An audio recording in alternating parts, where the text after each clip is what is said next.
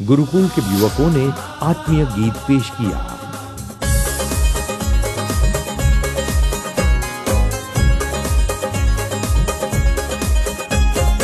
आत्मीय युवान हम, आज आत्मीय युवान, आत्मीय युवान हम, आज आत्मीय युवान। गुरुदेव के प्यारे हम सब, हो गुरुदेव के प्यारे हम सब, आज आत्मीय युवान, आत्मीय युवान हम, आज आत्मीय युवान।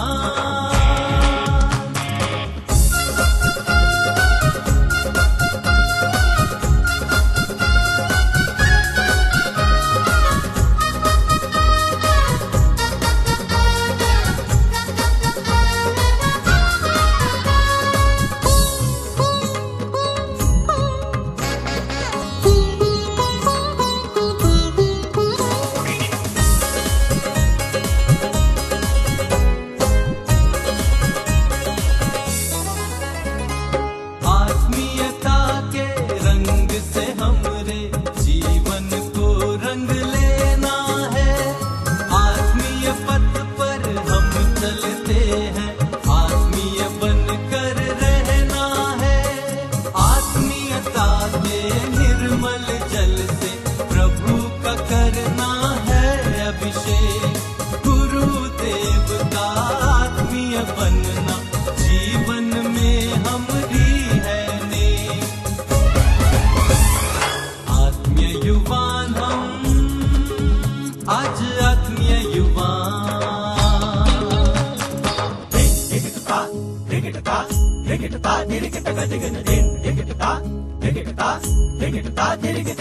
Shining everywhere, जय जय स्वामी नारायण।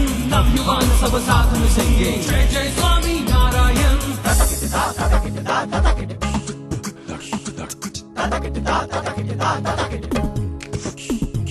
जय जय स्वामी नारायण, जय जय स्वामी नारायण, जय जय स्वामी नारायण, जय जय स्वामी नारायण।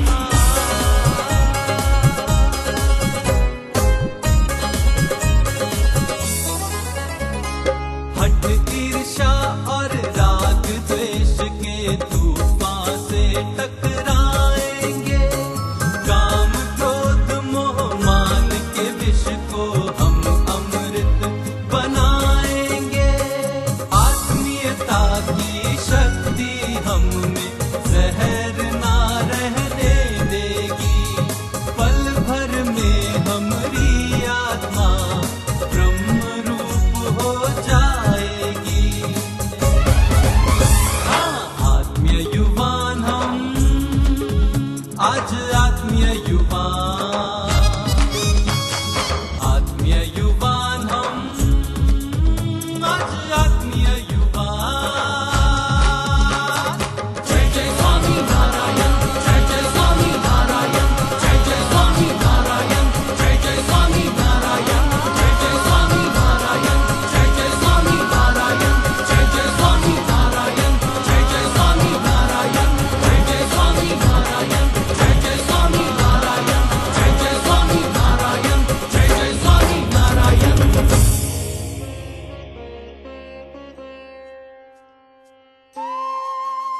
आत्मीयता का आशीर्वाद। गुरुकुल आत्मीय परिवार की विराट सभा को पूज्यपाद धर्म धुरंधर 1008 आचार्य महाराज श्री राकेश प्रसाद जी महाराज श्री ने आशीर्वाद देते हुए कहा कि उपस्थित सारो गुरुकुल परिवार અને આપ સૌ આત્મીય સભ્યોને અમારા અતિભાવથી જય સ્વામિનારાયણ।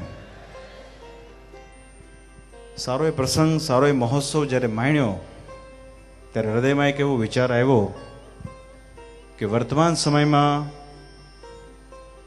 સત્સંગને જો આપણે આગળ લઈ જવો હોય, યુવાનોની શક્તિને જો આપણે સંપ્રદાયના હિતમાં કામે લગાડવી હોય તો આવા જ કંઈક ઉત્સવો કરવા રહ્યા। અને ખરેખર મને આજે કહેતા બહુ આનંદ થાય છે કે મૂળ સંપ્રદાયનો જે વિકાસ થયો છે મૂળ સંપ્રદાયનો જે પ્રચાર અને પ્રસાર થયો છે એમાં ગુરુકુળ પરિવારનો બહુ મોટો હિસ્સો છે. ગુરુકુળ પરિવારની વાત આવે ત્યારે રાજકોટ ગુરુકુળ જ આપણને સાંભળે, કારણ કે શાસ્ત્રી સ્વામી શ્રી ધર્મજીવનદાસજી સ્વામીએ આજથી 60 વર્ષ પહેલા આ ગુરુકુળના જે પાયા નાખેલા અને એમણે સંપ્રદાયના વિકાસ માટેનું જે દ્રશ્ય જોયેલું, જે સ્વપ્ન સેવેલું, તે સ્વપ્ન આજે સંતોએ અને હરિભક્તોએ સાકાર કર્યું છે. મને બહુ એ વાતનો આનંદ છે. એથી વિશેષ મને આનંદ એ વાતનો છે કે આજે સંસ્થાઓ તો ઘણી બધી છે, પણ મૂળ સંપ્રદાયના મૂળ સિદ્ધાંતો, એની મૂળ પરંપરા, શ્રીજી મહારાજે સ્થાપેલી ગાદી, એનું ગૌરવ, એનું જે જતન કરીને આગળ વધે એવી જો કોઈ સંસ્થા હોય તો એ શ્રી સ્વામિનારાયણ ગુરુકુળ રાજકોટ છે.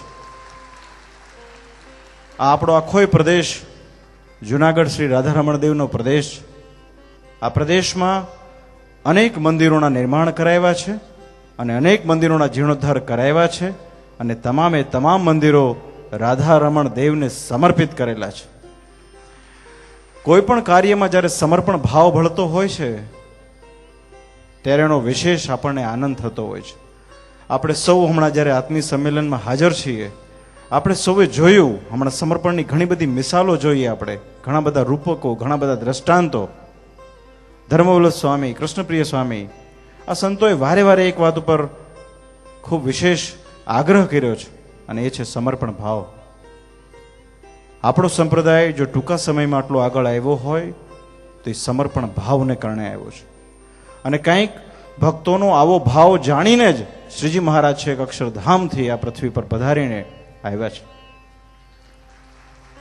એટલે કહેવાનો તાત્પર્ય કે આજે ભક્તોનો જે ભાવ છે એ સર્વોપરી છે અને ભાવ જ્યારે સંપૂર્ણપણે સમર્પિત થઈ જતો હોય છે ત્યારે જ આવા મહા મોટા ઉત્સવો ઉજવી શકાતા હોય છે.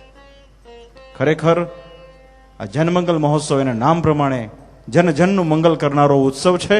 અમે ખૂબ ખૂબ આ ઉત્સવનું જે આયોજન થયું છે એમાં જે સંતોએ ખરેખર હૃદયથી જે કાર્ય કર્યું છે એ તમામ સંતોની શક્તિઓને ખૂબ ખૂબ બિરદાવીએ છીએ. શ્રી હરિના ચરણોમાં પ્રાર્થના કરીએ છીએ કે આપણને જ્યારે આવી અખૂટ શક્તિઓ પ્રાપ્ત થઈ છે ત્યારે આ શક્તિઓ દ્વારા સંપ્રદાયની અંદર આવા ને આવા વિશેષ ને વિશેષ કાર્યક્રમો, આવા ઉત્સવો હર હંમેશ આ સંપ્રદાયમાં થતા રહે એવી આજે વડતાલ વિહારી શ્રી હરિકૃષ્ણ મહારાજના ચરણમાં પ્રાર્થના છે. અમને સ્વામીએ વાત કરી કે જનમંગલ મહોત્સવમાં આપે આવવાનું છે. મેં તો અમે જરૂરથી આવશું, કારણ કે આ જનમંગલ મહોત્સવ તો અમે વડતાલ લઈ ગયા હતા, એટલે અમારે તો આ જનમંગલ મહોત્સવમાં આવવાનું જ હતું. અમે પણ રાહ જોતા હતા. સ્વામીએ વાત કરી, આજે લાભ પાંચમનો પવિત્ર દિવસ છે. આજના દિવસે આપ સૌની સમક્ષ જ્યારે અમે ઉપસ્થિત છીએ ત્યારે અમને એ વાતનો ખૂબ ખૂબ આનંદ છે. ખાસ કરીને વાલા ભક્તો, આપ સૌ ગુરુકુળ પરિવાર સાથે ખૂબ હૃદયથી જોડાયેલા છો ત્યારે એક વાત ચોક્કસ કહીશ. શ્રીજી મહારાજે વાતે વાતે એમ કીધું કે જે ભગવાનનો દાસનો દાસ થાય એવો જે ભક્ત હોય એમને અતિ પ્રિય છે. અને એવા ભક્ત થવા માટેનું શ્રેષ્ઠ લક્ષણ એ છે કે આપણામાં નિર્માનીપણાના ગુણ આવવા જોઈએ. મહારાજે સરસ મજાનો એક દ્રષ્ટાંત આપ્યો છે સલાટનું. જેમ સલાટ કૂવો ખોદતો હોય અને જો પાણો પોલો નીકળે તો એમ કે પાણી ઘણું થશે, અને એ જો પાણો ટંકાર મારતો હોય, અગ્નિ જરતો હોય તો એમ કહેશે કે પાણી થશે કાં પાકોષનું કાં અડધા કોષનું થશે. એટલે મહારાજે એ દ્રષ્ટાંતને એવી રીતે જણાવ્યું છે કે જે ભક્તની અંદર નિર્માનીપણાના ગુણ હોય છે એનામાં બીજા વિશેષ ઘણા બધા ગુણો આવતા હોય છે. આપ સૌ ભક્તોની અંદર અમને નિર્માનીપણાના ગુણ જણાય છે. એટલે વાલા ભક્તો, આપ સૌને ખૂબ ખૂબ ભલામણ છે કે જેટલા આપણે નિર્માની થશું, જેટલા આપણે સંતોની આજ્ઞામાં રહીને આગળ વધશું, એટલા જ શ્રીજી મહારાજ અને પરમહંસો આપણા પર રાજી થશે. હમણાં જ આપણે સમર્પણ વિધિ જોઈ છે. પોતાના લાડક વયાને સંપ્રદાયને સોંપવા એક બહુ મોટી બાબત છે. ખરેખર એવા પરિવારોને ખૂબ ખૂબ હૃદયથી બિરદાવીએ છીએ. મહારાજને પ્રાર્થના કરીએ છીએ કે શ્રી હરિની કાયમ આવા પરિવારોની ઉપર એક અમી દ્રષ્ટિ રહે, જેના કારણે આપણને સંપ્રદાયને આવા સંતોની પ્રાપ્તિ થતી રહે. આપણા સંપ્રદાય બહુ ટૂંકા સમયમાં જો વિશ્વ લેવલે વિખ્યાતિ મેળવી હોય તે માત્ર ને માત્ર આ સંતોને કારણે. એટલે અમે ખરેખર આ સમર્પણથી ખૂબ રાજી થયા છીએ. અંતમાં ગુરુકુળ પરિવારના સંતોની વાત કરીએ તો આપ સૌ સંતોનું ઘડતર એવી રીતે થયું છે. શાસ્ત્રી સ્વામી ધર્મજીવનદાસજી સ્વામીએ પોતાના સમગ્ર જીવન દરમિયાન પોતાનો જે અનુભવનો નિચોડ એ આપ સૌ સંતોમાં એમણે રેડેલો છે અને એ અમને દેખાય છે. દેવકૃષ્ણદાસજી સ્વામી છે, ખૂબ નિર્માની, ખૂબ નિખાલસ એવા સંત, એવા ગુરુ સ્થાને આપને મળ્યા છે. એ બહુ મોટા ભાગ્યની વાત છે. પુરાણી સ્વામી ધર્મવલ્લભદાસજી સ્વામી, એમનામાં તો મહારાજે એટલી બધી શક્તિઓ મૂકેલી છે કે આપણને તો બહુ અંશતઃ દર્શન થાય છે. અમે એવી ઈચ્છા રાખીએ છીએ, ભગવાનને પ્રાર્થના કરીએ છીએ કે એમની સમગ્ર શક્તિઓ ખીલીને બહાર આવે અને સારા વિશ્વમાં આપણો સ્વામિનારાયણ સંપ્રદાય એનો કીર્તિમાન થાય, એનો દિગંતમાં ડંકો વાગે એવી અમારી હૃદયથી ઈચ્છા છે. એક એક સંતની અંદર એવી શક્તિઓ રહેલી છે. નાનામાં નાના સંત હોય કે મોટા સંત હોય, ખૂબ સક્રિય હોય કે પોતાની રીતે કાર્ય કરતા હોય, પણ દરેક સંતની અંદર શ્રીજી મહારાજની કૃપાથી એવી અનેક શક્તિઓ રહેલી છે. આપણા કોઠારી સ્વામી એટલા વયોવૃદ્ધ છે, છતાં એમના ઉત્સાહમાં આપણને ક્યારેય એવું ન જણાય કે આ વયોવૃદ્ધ સંત છે. એમનો ઉત્સાહ એ આપણને પ્રેરણા પૂરી પાડે છે. જ્ઞાન સ્વરૂપ સ્વામી છે, પોતાની તળપદી ભાષામાં એ સુંદર મજાની એવી એવી વાતો કહેતા હોય છે કે જે ઘણી વખત બહુ બુદ્ધિશાળી માણસ હોય ને તો પણ એને અમુક બાબતનો રહસ્ય ન મળે એવી વાતો આપણને જ્ઞાન સ્વામીના મુખેથી જાણવા મળે છે. ત્યાગ સ્વામી છે, વિશ્વ સ્વરૂપ સ્વામી છે, સંત સ્વામી છે, કેશવ સ્વામી છે, શ્રીજી સ્વામી છે. કેટલા સંતોને, અમે તો બહુ સંતોને ઓળખીએ છીએ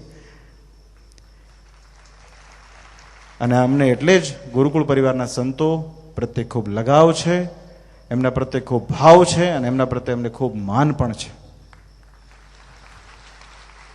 ખૂબ રાજી થઈને આ ઉત્સવમાં આવ્યા છીએ. દીપાવલી પછીના નવા વર્ષોની શરૂઆત છે. નવા વર્ષોમાં શ્રી હરિના ચરણોમાં એટલી જ પ્રાર્થના કરીએ કે ગુરુકુળ પરિવાર દ્વારા ભવિષ્યમાં સંપ્રદાયને વિશે ખૂબ સારા સારા કાર્યો થાય, એમનાથી સામાજિક, શૈક્ષણિક અને સૌથી મહત્વની જે ધાર્મિક સેવાઓ એ અખંડ થતી રહે એવી આજે હું હૃદયથી મહારાજના ચરણોમાં પ્રાર્થના કરું છું.